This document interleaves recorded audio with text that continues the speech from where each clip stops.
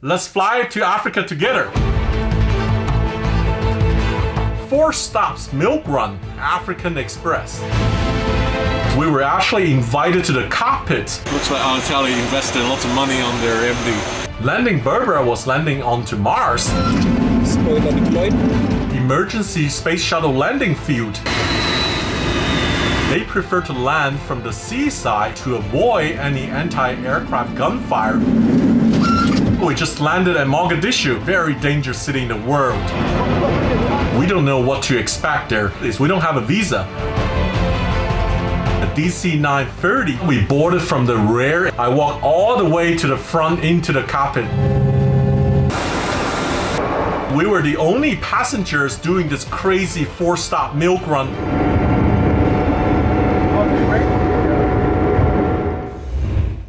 6 years ago, I took a very interesting trip to Africa. I was so glad to be able to pull off this one. So it was the 4 stops milk run, flight from Dubai via Somalia to Nairobi in Kenya on an airline not so many people know. It's called the African Express.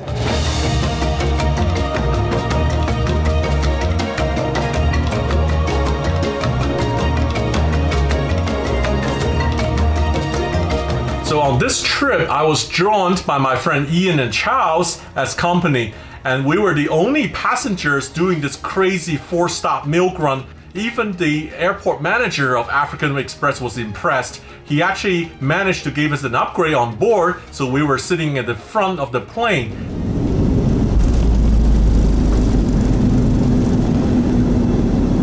So our first sector on our flight was from Dubai to Berbera. Where exactly Berbera? Berbera is actually in Somaliland at the northern coast. It's a port city. Somaliland was actually an autonomous region separated from Somalia. But right now there's not many foreign countries recognize the independence of Somaliland. So the flight time to Berbera was about 3 hours. We were cruising at 32,000 feet. Once after takeoff, there was a proper but no frills breakfast was served. It wasn't bad.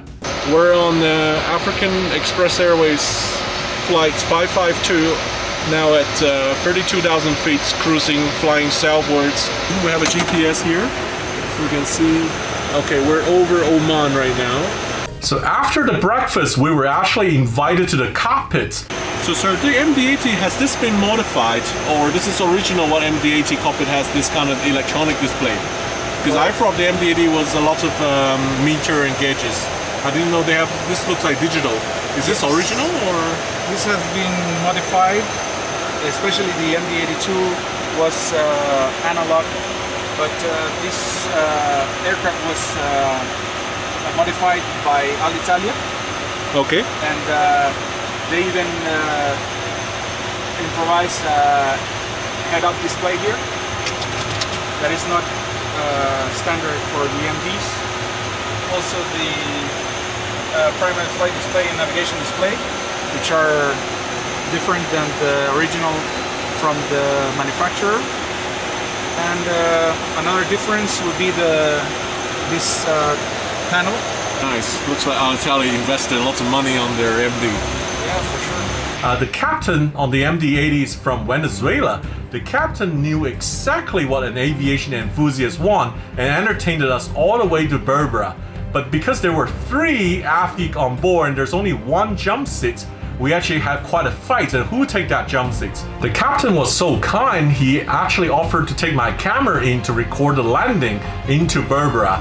And he put the camera on the dashboard, it was shaking, so the solution was using a piece of tower and put a camera on top of the tower as a cushioning and to stop shaking. So that was very creative. So the temperature was really hot. It soared to 42 degrees while we were approaching to Berbera, and it was really stormy on the sea, and you can see it's very windy. I was told during that time of the year, it was actually a stormy season in June in Somaliland.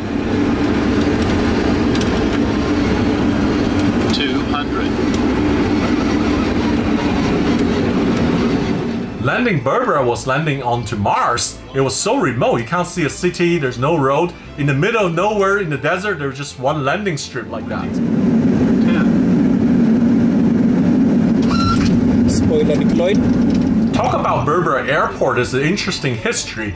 It has a really long runway, over 13,000 feet and 4,000 meters long. It was built by the Soviet Union in the 70s, but it was rented out to NASA as a emergency space shuttle landing field at the cost of $40 million per year. And since then, it probably hasn't been maintained as it is extremely bumpy on the runway. So as it turned out, Berbera doesn't even have a proper terminal. So you can see buses and cars were able to just drive up straight to the plane to pick up passenger and drop off passenger. How convenient is that? Parking brake set, parking checklist, parking brakes, set, lap slot, rubber tracks, APO, and bus, AC supplies, right set, fuel lever, fender off, seatbelts off, fuel pumps, right front, collision lights off, slide doors, commanded, hydraulic pumps. Simultaneously made disarm, cover, and slides open main door, please. Alright, and off. Parking checklist is complete. During the turnaround, the captain was kind. He invited us to walk around with him on the plane, and we were taking that opportunity on the ramp, took some photo of an ex-Alitalia Airlines ex-Alitalia used to do this run, and now it's actually retired and dumped in Berbera. So given there is not even an airport terminal in Berbera, there is no security screening area. So there was just a simple security wand searching by hand at the boarding, joining the queue. So that was leg 1 out of 4 done. Back on the Mad Dog, the next stop is to Mogadishu in Somalia. And from the passenger cabin, all I can notice is the crowd goes into Mogadishu has more of a stern, angrier look, and they're not friendly to the camera for sure.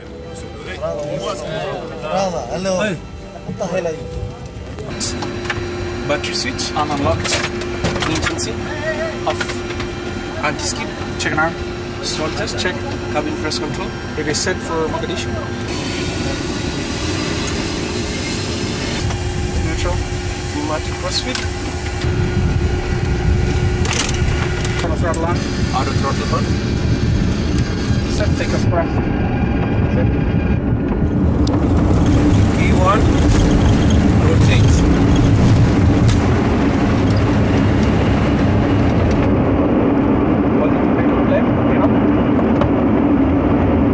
It was actually quite an uneventful flight. For the 1.5 hour flight to Mogadishu, drinks were served. I was chatting with the captain, asking them where do they stay in Mogadishu and how's the security situation there. Clearly, it's not the safest city in the world. They modify cargo containers and they turn them into rooms, and it's comfortable enough. And do you normally, you don't go outside Mogadishu? You didn't. Oh, no. You just stay inside the compound. Yes. Always. You don't want to. Is there anything you think there's to see, like, or it's too dangerous, too risky to go? Now it's too risky, but whenever the Somali conflict resolves, I think there's a lot to see, at least in Mogadishu. They have beautiful, nice beach, and probably the town, it has some history to tell, for sure. So during the approach, the captain was telling me they prefer to land from the seaside into Mogadishu to avoid any anti-aircraft gunfire from the land side. That says how dangerous it was. So even we had a 14 knots of tailwind, we decided to land from the seaside and not take any of the risk. 50, 40, 30, 20, 10. Spoiler deployed. So here we go, we just landed at Mogadishu, notoriously known as a very dangerous city in the world. If you notice a lot of containers around the airport perimeter, those are actually crew accommodation and UN accommodation. And the airport area is considered a safer area in Mogadishu actually. So Mogadishu was our biggest worry because we don't know what to expect there about the security situation. We are actually transit onto a next plane, a DC-9 from the same airline, African Express, to take us all the way to Kenya. But we were not sure, how do we do this? We don't have a visa. But it turned out the Dubai station manager, African Express, has managed to call ahead to Mogadishu, and somebody actually came that took us across the ramp from our MD-80 all the way to DC-9, so the whole transit turned out to be a piece of cake. Just took 2 minutes. It was that easy, and all our worry went washed away. We were smiling actually in Mogadishu. So we bid farewell to the MD-80 Captain Simone. He's such a nice guy. He even came over to DC-9 and posted a picture with us. That was our great memory in Mogadishu. So here we are inside our next flight, a DC-9 ex-Iberia, 1968 built. It was 46-year-old at the time when we flown it. Look at the cabin, it's quite well maintained. You couldn't even tell this old if I don't tell you this, right? So during the boarding, we have some time. I went to the cockpit to chat up with two Kenyan captains hiding in the cockpit. They were so nice. They welcomed us and they told us to sit anywhere you like and also allow us to jump seat. That was the hospitality in Africa. It was so cool.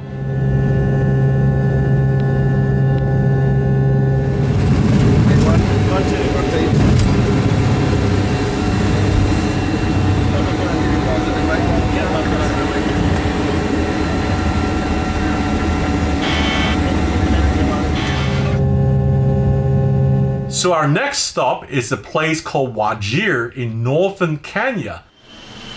And this stop is needed is because of our planes coming from Somalia. Wajir is like a buffer before it will clear us into Nairobi. All the passengers from Somalia must clear immigration and custom in the northern city of Wajir before heading to the capital Nairobi. So all of a sudden we added extra stop in Wajir. I wouldn't able to visit Wajir without any other means. So during this flight, lunch was served from a local restaurant catering. It was no frills again. It was a box of rice pilaf with one banana. 40 cent, 40 indicated. So my friend Ian took the jump seat for landing into Wajir, while I actually went to the very back to enjoy the engine of the JT-80. 50, 40, 30, 20, 10.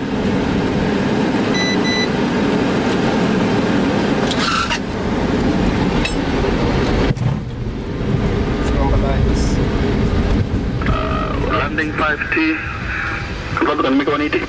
Yeah, requesting 180. Express 5T. So the stopover in Wajir was about an hour. We were taken off the plane and all the baggage were offloaded on the plane to screen.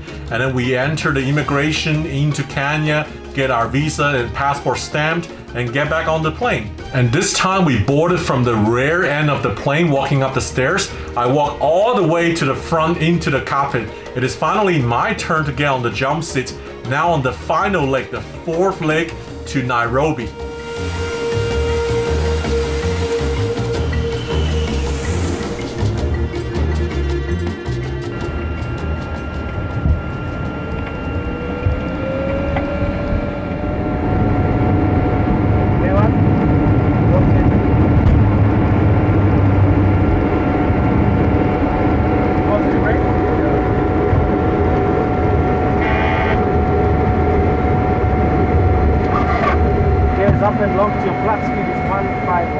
So during this flight, what I noticed in the cockpit is the master caution key on the DC-9 was keep coming on, and the captain has to non-stop reset every 2 minutes.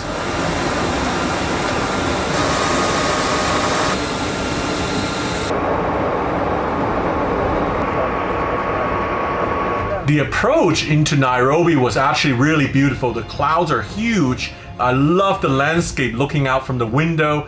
I didn't know Nairobi was very high, 5,500 feet above sea level.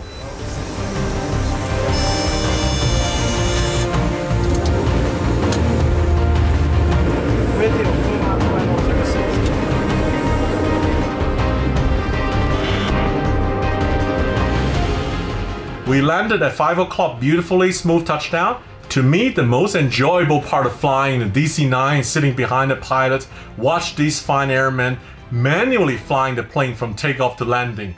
Beautiful, unlike all the modern airplanes. 50, 40, 30, 20, 10.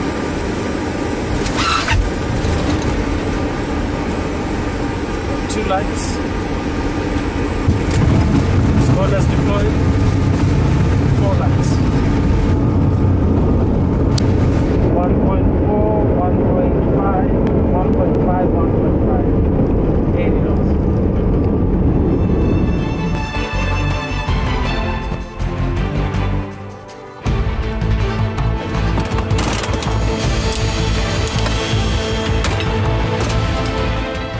thinking back, I'm just so glad to pull this trip off. It was seemingly a very risky trip, but at the end we took the risk and we reaped the reward. These days the opportunity flying in the cockpit of DC-9 and MD-80 are probably non-existent. I would also like to thank Ian and Charles who joined me on this trip. It was a great companion and also added a lot of courage to do it together. Our aviation friendship was amazing. Thank you so much for watching and listening to my stories.